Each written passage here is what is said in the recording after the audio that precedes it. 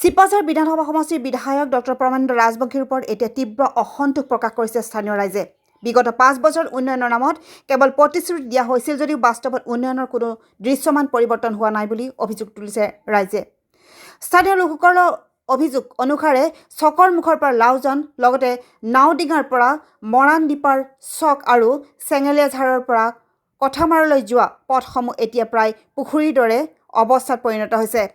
বৰষুণৰ সময়ত এই পথসমূহে অধিক দুৰৱস্থা লাভ কৰে আৰু মানুহে গাড়ীৰে নহয় কেতিয়াবা ঠাইভেদে নাও ব্যৱহাৰ কৰি যাত্ৰা কৰিবলগীয়া হয় বুলি ৰাইজে ক্ষোভ প্ৰকাশ কৰে।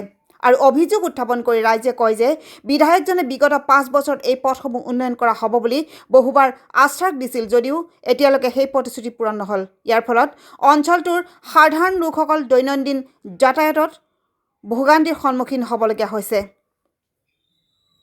এনে পৰিস্থিতিত স্থানীয় ৰাইজে শীঘ্ৰে পথসমূহ মেৰামতি কৰি যাতায়াতৰ উপযোগী কৰাৰ দাবী জনাইছে আৰু সংশ্লিষ্ট বিভাগৰ দৃষ্টি আকৰ্ষণ কৰিছে। News desk report AIN live. এয়া চিপাঝাৰ সমষ্টিৰ উন্নয়নৰ নমুনা চাওক আপোনালোকে, কি ধুনীয়া ৰাস্তা। এয়া মন্ত্ৰী MLA নাই যেন লাগে আমাৰ সমষ্টিত। এইটো চাওকচোন কি ধুনীয়া ৰাস্তা গৈ আছে গাড়ী। এই চাহ ইয়াতকৈ আৰু উন্নয়ন কি হ'ব চিপাঝাৰ সমষ্টিত, ৰাইজ চাই লওক। এয়া চিপাঝাৰ সমষ্টিৰ উন্নয়নৰ নমুনা। এইয়া গাড়ী এই হ'ল চিপাঝাৰ সমষ্টি চকৰ মুখৰ পৰা লাউজনলৈ যোৱা ৰাস্তা আৰু এইফালে হ'ল নাওডিঙা হৈ মৰণদ্বীপাৰ চক। এয়া উন্নয়নৰ নমুনা, আপোনালোকে চাই লওক।